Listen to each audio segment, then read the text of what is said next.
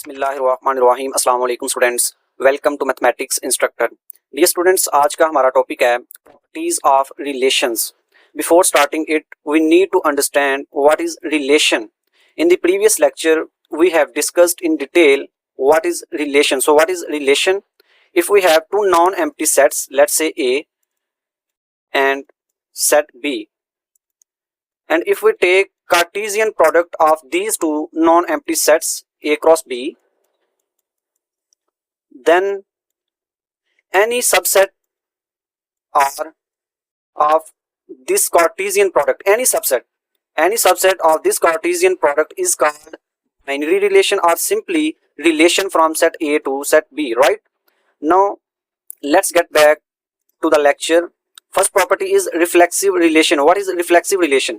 A relation R on a set A is called reflexive if this pair A comma A belongs to R for all A belongs to capital A. What does it mean? Let's understand. अगर हमारे पास एक relation हो R, उस relation को हम reflexive उस वक्त कहेंगे जब A के तमाम एलिमेंट्स, A में जितने भी एलिमेंट्स A हैं, उन सब एलिमेंट्स के लिए इस तरह का एक जो पेयर है वो R को बिलोंग करे। मीन्स कि अगर A में एक एलिमेंट है 1, तो इस 1 के लिए 1 कामा 1 ये जो पेयर है ये बिलोंग कर रहा हो रिलेशन R को, ठीक है। इसी तरह से अगर कोई एलिमेंट 2 है जो कि बिलोंग कर रहा है R को, तो इस एलिमेंट के लिए A को, तो इस एलिमेंट के लिए ये जो पेयर है 2 कामा 2 जिसका फर्स्ट और सेकंड एलिमेंट जो है वो सेम हो, ये पेयर बिलोंग करे R को। तो A के तमाम एलिमेंट्स के लिए ऐसा अगर पेयर जो है वो R को बिलोंग करता है तो ऐसे रिलेशन को हम कहते हैं कि वो रिफ्लेक्सिव रिलेशन है। Now let's understand with an example. We have a set A which contains 3 elements A, B and C. हमने एक रिलेशन R डिफाइन किया है R1, ओके। उसमें हमने 3 ऑर्डर पेयर लिए हैं। अब हमने चेक ये करना है कि क्या ये रिलेशन जो है ये रिफ्लेक्सिव रिलेशन है या कि नहीं, ओके। अब देखें कि अकॉर्डिंग टू डेफिनेशन कोई रिलेशन उस वक्त रिफ्लेक्सिव रिलेशन होगा जब A के तमाम elements for all small a belongs to A, ठीक है। A के तमाम एलिमेंट्स के लिए ये जो पेयर है ये बिलोंग करे R को। अब अगर हम A की बात करें, क्योंकि स्मॉल a जो है ये कैपिटल A सेट A का एलिमेंट है, सो इस A के लिए हमारे पास ये जो सेट है, ये जो पेयर है, ये R1 को बिलोंग कर रहा है, ठीक है। इसी तरह से एलिमेंट B के लिए B कामा B ये भी R1 में मौजूद है। एलिमेंट C के लिए पेयर C कामा C ये जो पेयर है ये भी R1 को बिलोंग कर रहा है। सो हम कह सकते हैं कि A के तमाम एलिमेंट्स के लिए हमारी ये जो कंडीशन है ये सेटिस्फाई हो रही है। सो R1 is a reflexive relation, okay. Next हमारे पास R2 एक रिलेशन है। सो हमने इसको चेक करना है कि क्या ये रिलेशन जो है ये रिफ्लेक्सिव रिलेशन है कि नहीं। अब देखें कि हमारे पास ये एक पेयर है A कामा B, हमारा इस पेयर के साथ कोई कंसर्न नहीं है। हमने जस्ट ये चेक करना है कि A के अंदर जितने भी एलिमेंट्स हैं, A में जितने भी एलिमेंट्स हैं उन तमाम एलिमेंट्स के लिए ये वाली कंडीशन सेटिस्फाई हो, ठीक है। यानी जितने भी एलिमेंट्स हैं उन तमाम एलिमेंट्स के लिए ऐसे पेयर एग्जिस्ट करें जिसका फर्स्ट और सेकंड एलिमेंट सेम हो। सो A के लिए हमारे पास A कामा A मौजूद है, B के लिए B कामा B ये भी जो एग्जिस्ट कर रहा है इस R2 में, C के लिए C कामा C ये भी एग्जिस्ट कर रहा है, ठीक है। we don't have any concern on these pairs, okay, we just focus on कि हमारे पास जो है वो सेट A के इन एलिमेंट्स के लिए क्या ऐसे ऑर्डर पेयर एग्जिस्ट कर रहे हैं जिनका फर्स्ट और सेकंड एलिमेंट जो है वो सेम है। तो हमारे पास ऐसे ऑर्डर पेयर एग्जिस्ट कर रहे हैं कि A के लिए A कामा A, B के लिए B कामा B और C के लिए C कामा C, ये जो ऑर्डर पेयर हैं ये R2 में एग्जिस्ट कर रहे हैं, ठीक है। इनके साथ हमारा कोई कंसर्न नहीं है। तो ये जो हमारे पास रिलेशन R2 है ये भी एक रिफ्लेक्सिव रिलेशन है, ठीक है।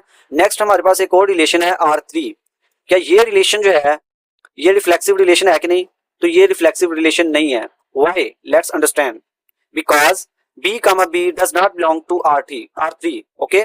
क्योंकि B जो है ये A का एलिमेंट है और इस B के लिए जो हमारे पास पेयर है B कामा B ये इस सेट में मौजूद नहीं है, ठीक है।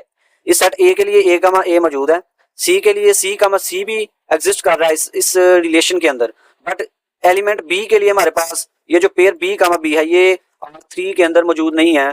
सो किसी भी एक एलिमेंट के लिए अगर इस तरह का ऑर्डर पेयर एग्जिस्ट ना करे तो हम उस रिलेशन को रिफ्लेक्सिव रिलेशन नहीं कहेंगे, ओके। नेक्स्ट हमारे पास एक नोट है, the number of reflexive relations on an n element set is like this. ये हमारे पास जनरल फार्मूला है कि किसी भी सेट में, ओके, कोई अगर हमारे पास किसी सेट में n एलिमेंट्स हैं तो उस n एलिमेंट सेट में नंबर ऑफ रिफ्लेक्सिव रिलेशंस क्या होंगे, ये उसका जनरल फार्मूला है। ठीक है, जिस तरह हमारे पास ये एक सेट ए था, इसमें 3 एलिमेंट्स हैं, तो n किसके इक्वल है, नंबर ऑफ एलिमेंट्स क्या है 3, सो 2 की power 3 into 3 minus 1, this is equal to 2 की power 3 into 3 minus 1 2, so this is equal to 2 की power 3 2s are 6 and this one is equal to 64, so it means कि ये जो हमारे पास set A है इसके ऊपर हम 64 रिफ्लेक्सिव रिलेशन जो है वो डिफाइन कर सकते हैं। ओके, फर्स्ट हम क्या करेंगे कि हम कार्टेशियन प्रोडक्ट डिफाइन करेंगे, क्योंकि रिलेशन R जो है वो हम ऑन अ सेट A ले रहे हैं, तो इसका मतलब है कि A क्रॉस A हम फाइंड करेंगे, इसमें ऑर्डर पेयर्स आएंगे, तो वहां से हम जब सबसेट लेंगे तो ऐसे हमारे पास 64 सबसेट ऐसे होंगे जो कि रिफ्लेक्सिव रिलेशंस बन सकते हैं। ओके, नेक्स्ट प्रॉपर्टी है हमारे पास सिमेट्रिक रिलेशन। सिमेट्रिक रिलेशन क्या है, a relation R on a set A is called symmetric if and only if R is equal to R inverse. It means कि अगर कोई रिलेशन आर अपने ही inverse के इक्वल हो तो ऐसे रिलेशन को हम सिमेट्रिक रिलेशन कहते हैं, या सिंपली हम कह सकते हैं कि a relation R is symmetric relation on A if for all A B belongs to A, if the pair A comma B belongs to R, then B comma A must belongs to R or conversely। Okay, यानी कि कोई relation R symmetric relation कब होगा, अगर कोई pair A comma B relation R में मौजूद है तो उसका जो इनवर्स है B comma A वो भी मस्ट एग्जिस्ट करना चाहिए रिलेशन आर को, या कन्वर्सली हम कह सकते हैं कि अगर B comma A relation R को बिलोंग कर रहा है तो इसका जो इनवर्स ए कामा बी है ये भी उस रिलेशन को बिलोंग करना चाहिए। इसको हम एक एग्जांपल से अंडरस्टैंड करते हैं। हमारे पास एक सेट है ए जिसमें एलिमेंट्स हैं 1 2 एंड 3, तो हमने एक रिलेशन R1 डिफाइन किया जिसमें कुछ इस तरह से ऑर्डर पेयर हैं।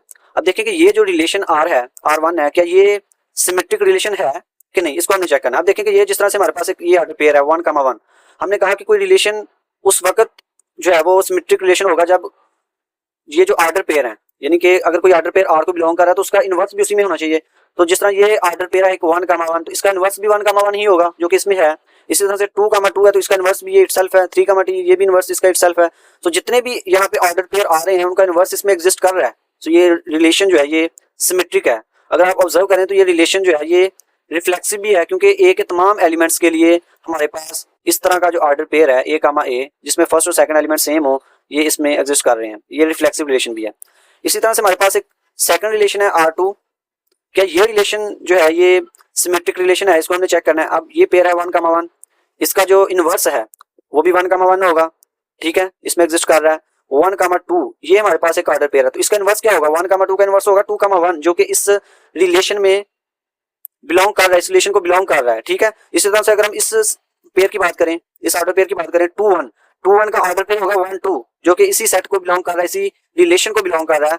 तो हम कह सकते हैं कि ये जो रिलेशन है ये भी सिमेट्रिक रिलेशन है, क्योंकि तमाम ऑर्डर पेयर का जो इनवर्स है वो इस रिलेशन को बिलोंग कर रहा है। तो फर्स्ट हमारी डेफिनेशन क्या थी कि अगर कोई रिलेशन अपने ही इनवर्स के इक्वल हो तो उस रिलेशन को हम सिमेट्रिक रिलेशन कहते हैं। जिस तरह ये एक रिलेशन था, जब इस रिलेशन का हम इनवर्स फाइंड करेंगे, यानी इस रिलेशन का इनवर्स क्या होगा, वो ये होगा कि इसका इनवर्स हम लेंगे तो 1 1 ही आएगा, ठीक है। अब इस एलिमेंट का इस ऑर्डर पे का इनवर्स क्या होगा 2 1 का इनवर्स क्या होगा 1 2। अब ये हमारे पास R2 का इनवर्स आ गया है। अब ये जो इनवर्स है ये R2 के इक्वल है, यहाँ पे ऑर्डरिंग जो है वो एग्जिस्ट नहीं, जो है वो सेटिस्फाई जरूरी नहीं कि वो सेटिस्फाई करे ऑर्डरिंग, उसको हमने ऑर्डरिंग जो है वो मैटर नहीं करती। 1 1 इसमें भी है, 1 1 इसमें बिलोंग कर रहा है, 1 2 इसमें है, इसमें भी मौजूद है, 2 1 इसमें है तो इसमें भी है। इसका मतलब है कि R2 जो है वो इसका इनवर्स है, सो ये दोनों इक्वल है, तो ये जो रिलेशन R2 है ये सिमेट्रिक रिलेशन है। नेक्स्ट हमारे पास एक रिलेशन है R3, क्या ये रिलेशन जो है ये सिमेट्रिक है, तो 1 2 ये एक ऑर्डर पेयर है, इसका इनवर्स इसमें मौजूद है 2 1 की बात करें तो इसका इनवर्स 1 2 इसमें एग्जिस्ट कर रहा है, 3 3 है तो इसका इनवर्स ये इटसेल्फ होगा। सो जितने भी ऑर्डर पेयर हैं उनका जो इनवर्स है वो इसी रिलेशन को बिलोंग कर रहा है।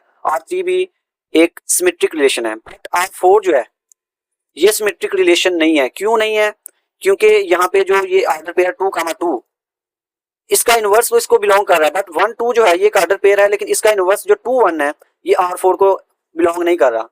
अकॉर्डिंग टू डेफिनेशन अगर कोई order pair A comma B R को बिलोंग कर रहा है देन उसका जो इनवर्स बी है वो भी मस्ट बिलोंग करना चाहिए R को। तो यहाँ पे 1 2 ऑर्डर पेयर इसका इनवर्स 2 1 R4 को बिलोंग नहीं कर रहा, सो R4 is not a symmetric relation.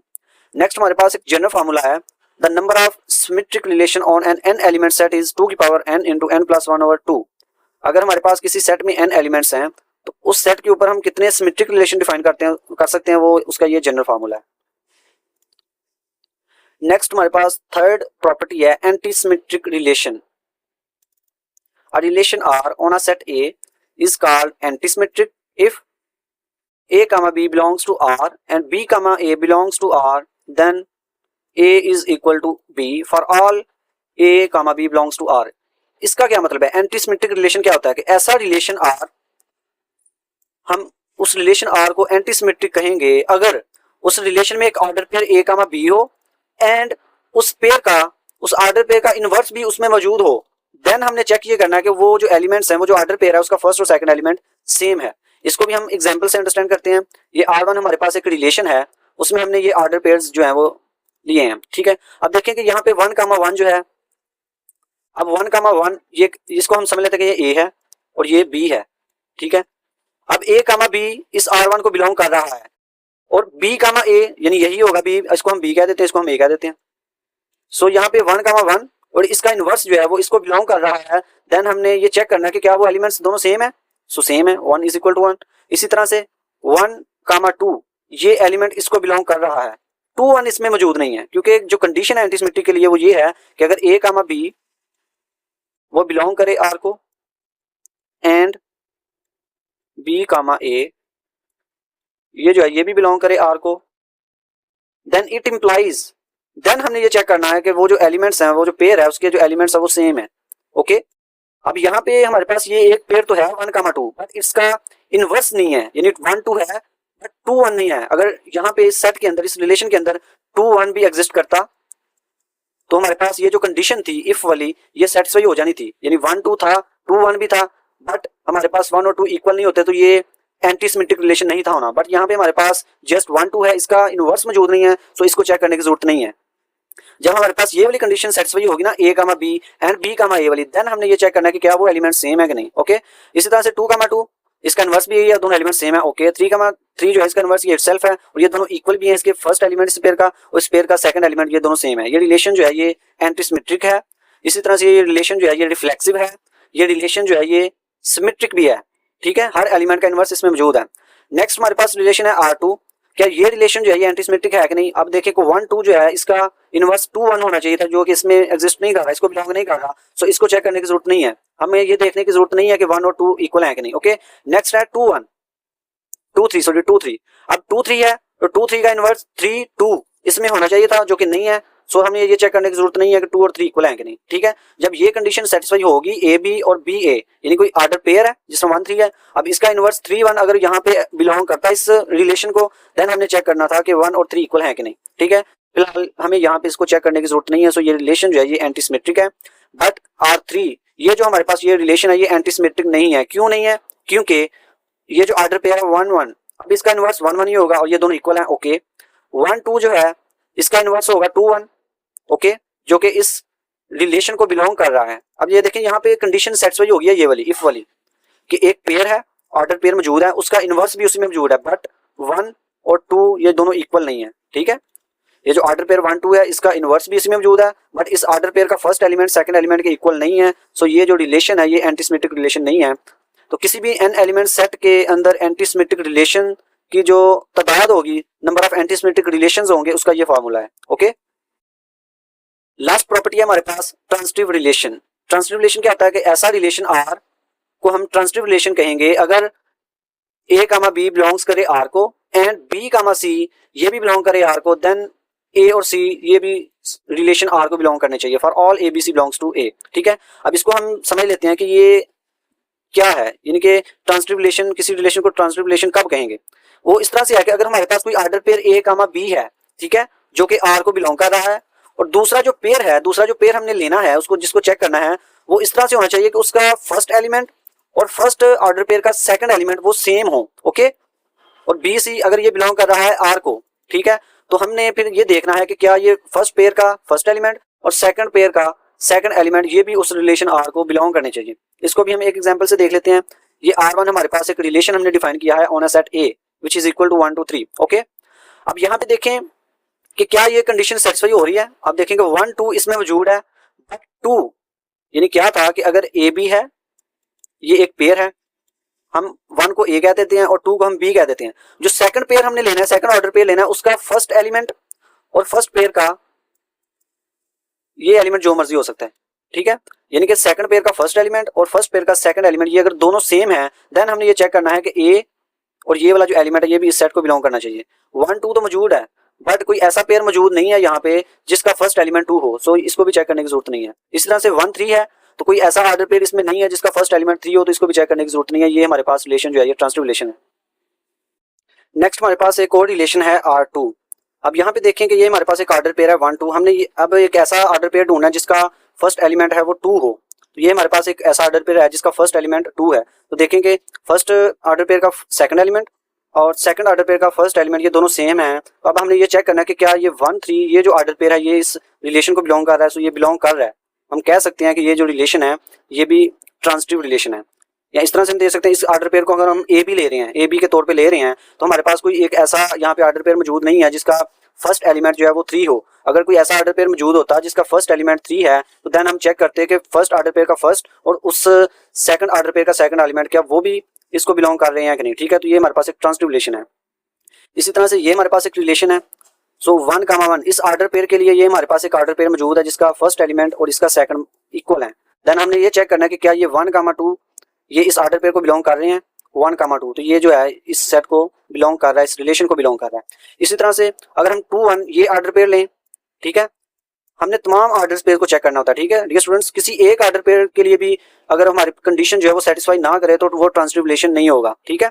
अगर हम इसकी बात करें 2 1 की, अगर ये हमारे पास एक ऑर्डर पेयर है, तो इस ऑर्डर पेयर के लिए हमें कोई एक ऐसा ऑर्डर पेयर चाहिए जिसका फर्स्ट एलिमेंट और इस ऑर्डर पेयर का सेकंड जो है वो सेम हो। तो ये हम इस ऑर्डर पेयर को ले सकते हैं या इस ऑर्डर पेयर को ले सकते हैं, ठीक है। अगर हम इस ऑर्डर पेयर की बात करें तो 2 1 हम इसको ए बी कह देते हैं और ये बी ए है, ठीक, बी सी है सॉरी। तो 2 यानी इस फर्स्ट ऑर्डर पेयर का फर्स्ट और इस सेकंड का सेकंड एलिमेंट 2 2 जो है वो इस ऑर्डर पेयर को बिलोंग कर रहा है।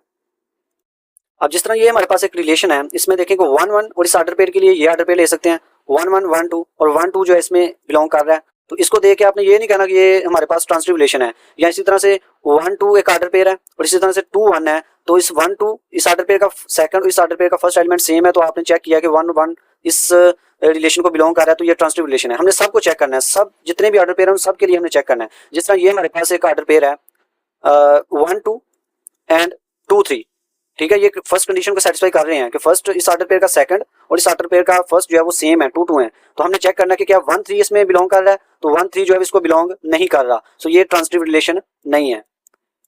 सो डियर स्टूडेंट्स, कहने का मतलब ये है कि आपने जितने भी पॉसिबल ऑर्डर पेयर यहाँ पे हैं इसके किसी भी रिलेशन में, उन सब के लिए आपने ये जो है कंडीशन चेक करनी होती है।